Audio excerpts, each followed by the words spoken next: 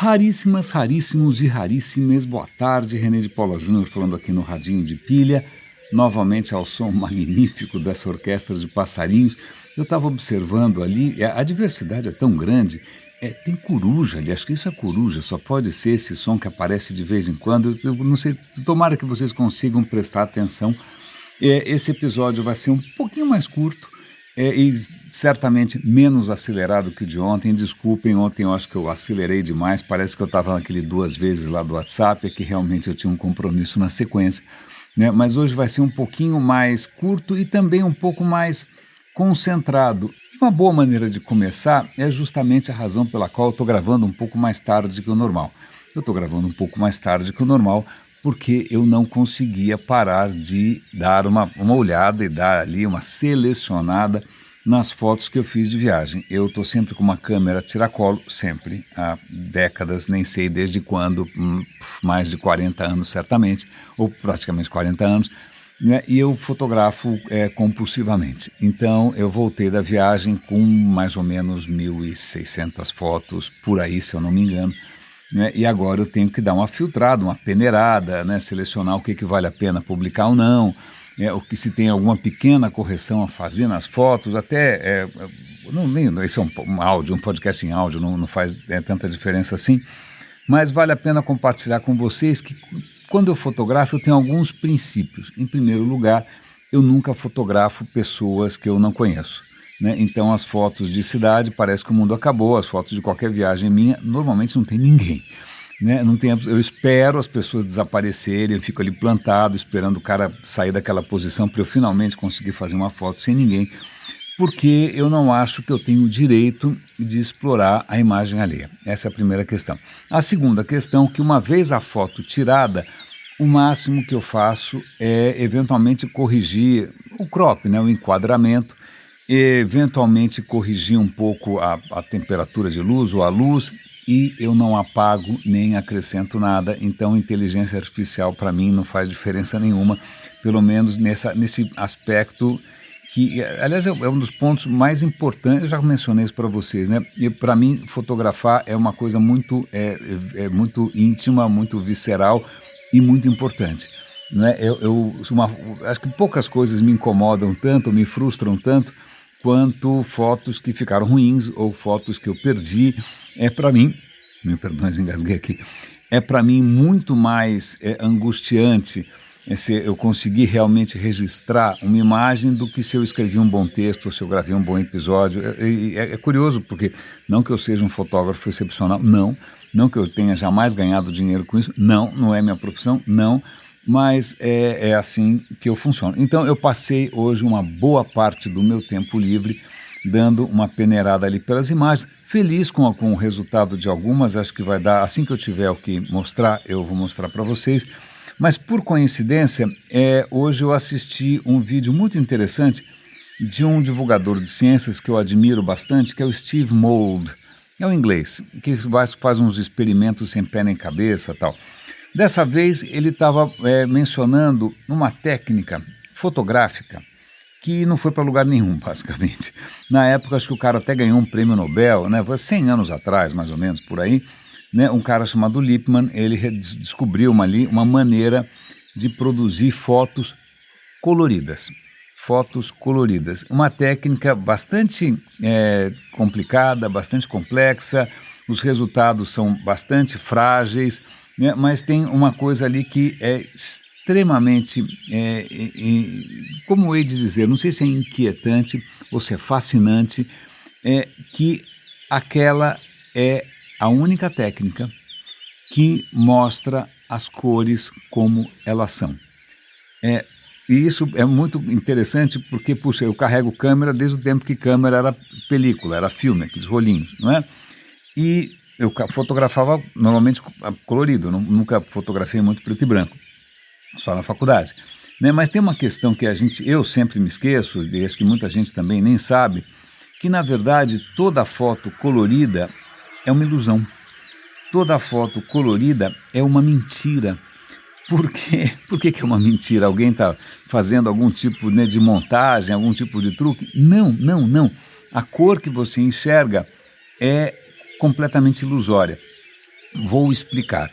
É que eu saiba, não existe nenhum processo fotoquímico de você registrar a imagem colorida, logo de saída. Não.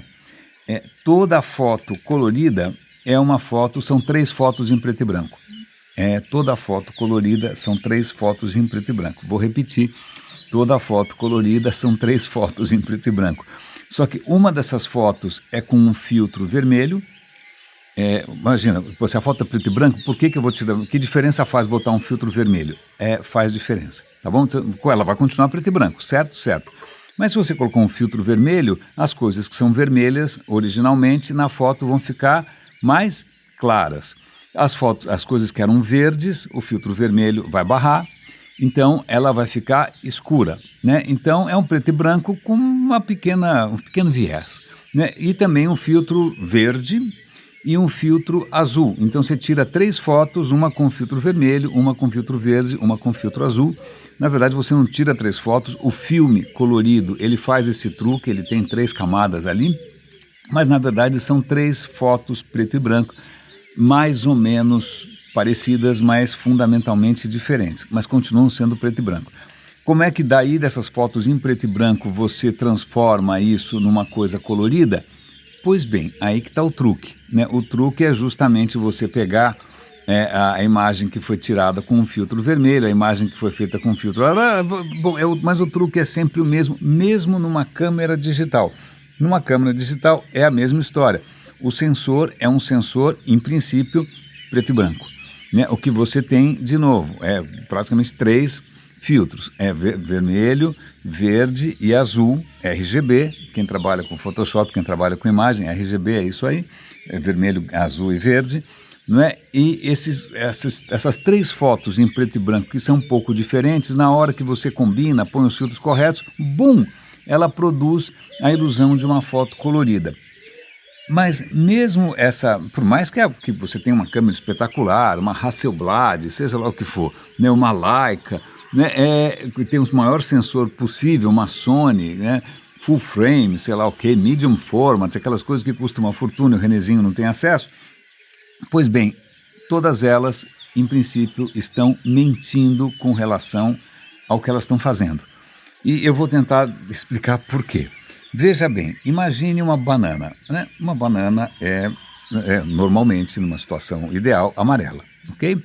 Amarelo a gente chama, é uma cor. Amarelo é uma cor, assim como vermelho é uma cor. Mas quando a gente normalmente fala cor, a gente está pensando no que o cérebro mostra para você, né? A cor é uma maneira como o cérebro mostra para você alguma coisa que tem uma certa frequência de luz, não é? Então, veja, a luz, né, ela pode variar a frequência. Então, se você tem a luz numa frequência mais baixa, tipo, né, como um som mais baixo, é vermelha. Né? Se ela está numa frequência mais alta, lá, ela vai para o azul e vai para o violeta. Então, dependendo da frequência da luz, né, o cérebro interpreta como uma cor diferente. Mas tudo tem a ver com frequência. Então, por exemplo, o amarelo, ele tem uma frequência bastante específica, né? Se você pegar sódio, por exemplo, você excita o átomo de sódio, por isso tem aquelas lâmpadas de sódio no interior, né? O sódio, quando fica excitado, ele produz uma luz amarela. Ele só produz aquela frequência amarela, não produz mais nada. Tudo fica esquisitíssimo porque ele só está produzindo a frequência amarela. Certo? Certo. Acontece que os nossos olhos, eles não... Vejam bem, eles têm 3 tipos de sensor. Muitos de vocês já sabem disso, mas vale a pena a gente repassar. Teu olho tem 3 tipos de sensor. Na verdade tem um sensor lá para luminosidade, mas não vem ao caso.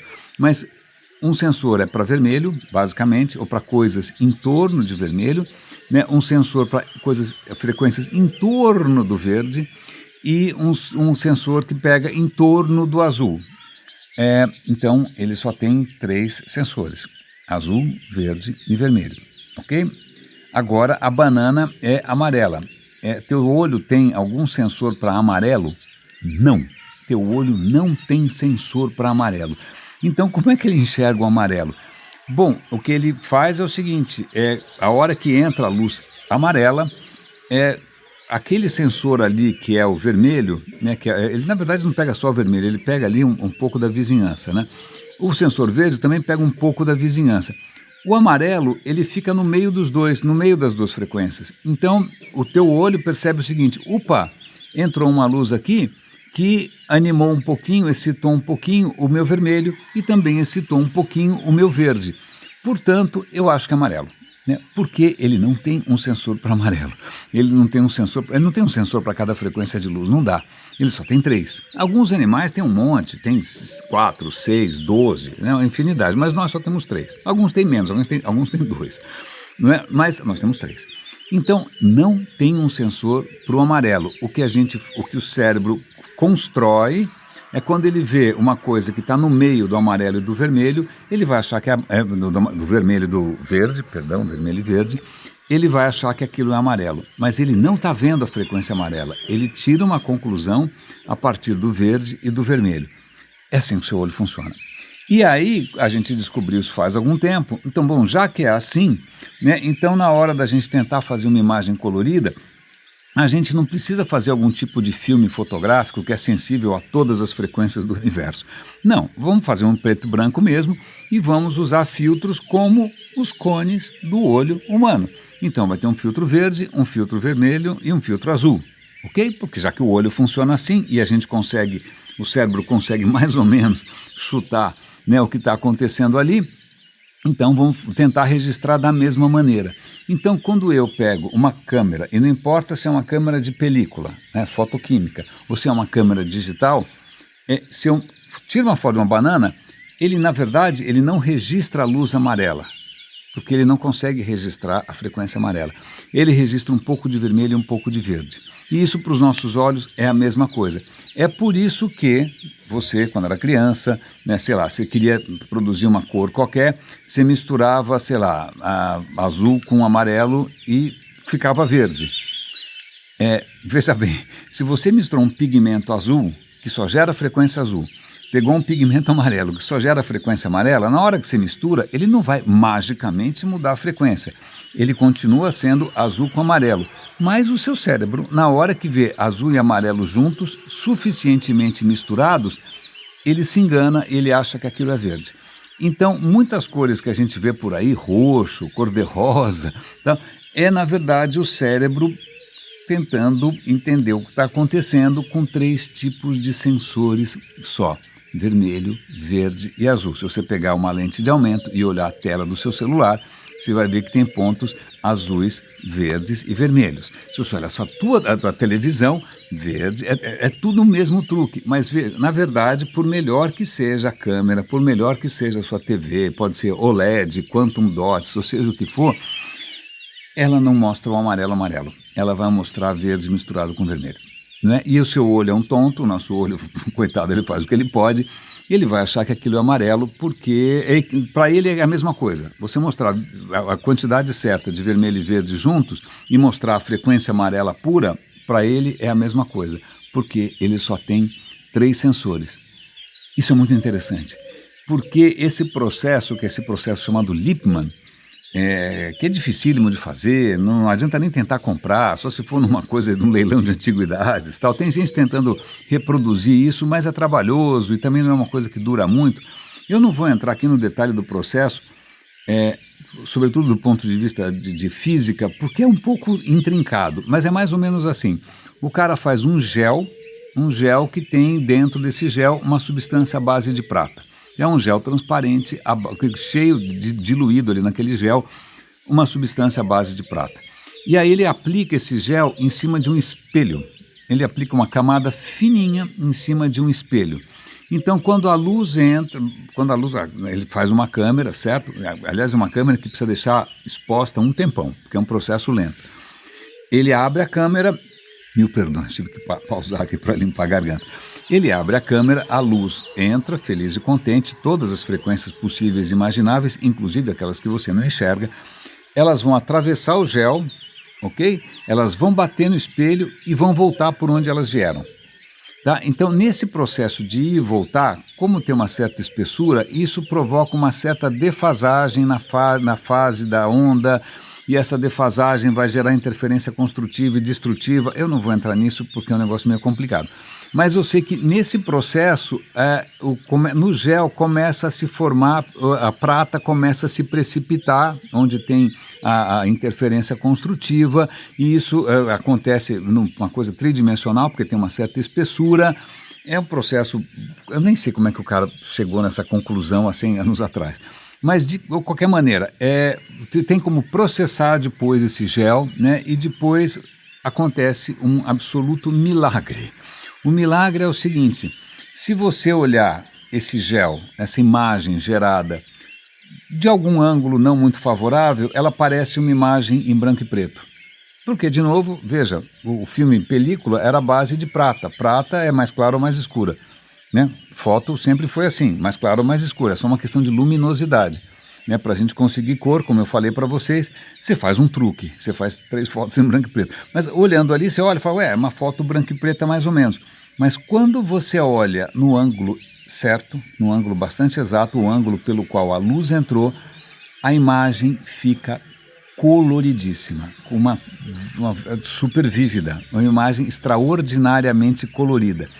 E, ok, isso não foi para frente, esse processo, esses truques que a gente faz hoje são muito mais práticos, funciona muito bem, a gente é fácil de enganar e tal. Mas veja, se você pegar esse processo antigo do Lippmann e for analisar a luz que ele está mostrando, a luz cobre todas as frequências, inclusive as frequências que a gente não enxerga. O ultravioleta vai estar registrado ali, o infravermelho vai estar registrado ali, toda a frequência está registrada ali, porque é um processo diferente, é um processo que parece quase holograma. Mil perdões, tendo que interromper novamente, mas pois bem, então o processo em si, do ponto de vista físico, é um pouco bizarro. Mas o que é mais importante aqui é que aquela foi a única vez em que a gente conseguiu produzir uma reprodução de uma imagem que tem absolutamente todas as cores. Não tem filtro nenhum, né? O amarelo é o amarelo mesmo, não é vermelho misturado com verde. O ultravioleta está lá, ou seja, se você mostrar para uma abelha que enxerga ultravioleta, ela vai reconhecer a flor, né? Porque se você pegar a sua câmera, tirar uma foto de uma flor, botar numa tela gigante e mostrar para uma abelha, a abelha vai falar, eu não sei o que é isso. Porque a sua câmera só tem 3 sensores, ela não registra ultravioleta. No seu televisor só tem 3 pixels, ele não registra, ele não transmite ultravioleta. Então a abelha vai olhar para a foto que você tirou e falar, não sei do que se trata, não sei quem é. Né? Agora, se for uma imagem dessas de Lippmann, as informações estão todas ali. É uma técnica muito parecida com a técnica de holograma. Eu achei isso absolutamente extraordinário, porque eu nunca tinha parado para pensar que as fotos que eu tiro com tanto carinho, né, que eu estou ali tentando, sei lá, investir quando tiver mais grana, num sensor melhor, numa câmera melhor, para ter um range dinâmico, essas coisas todas e tal. Mas, de qualquer maneira, a gente continua mentindo sem parar, porque tudo que a gente produz de imagens é na base de só para agradar, só para iludir os nossos olhos. As fotos não vão funcionar para qualquer outra criatura que tenha sensores diferentes dos nossos. Né? Um espelho, tudo bem, você mostra um espelho para qualquer criatura, o espelho não está fazendo nenhuma intervenção. A luz amarela volta como luz amarela.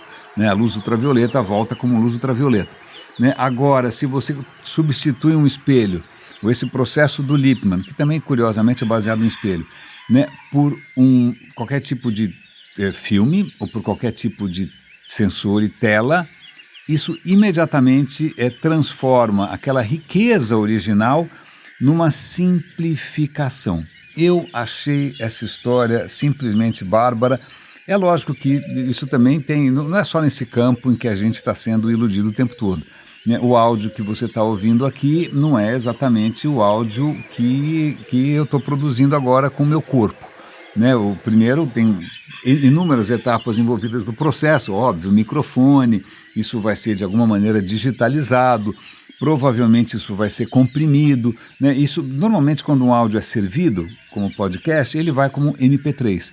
MP3 é uma técnica descoberta por um alemão, sei lá quantos anos faz, há 20, 30 anos, nem lembro mais, em que ele descobriu o seguinte, olha, o ouvido humano Ele não é meio, ele é muito mais sofisticado que os olhos, ele é capaz de distinguir uma variedade de frequências muito mais alta, e é verdade.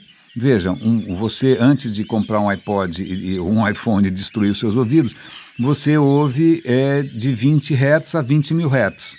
Ou seja, a frequência mais baixa é 1000 vezes menor que a frequência mais alta.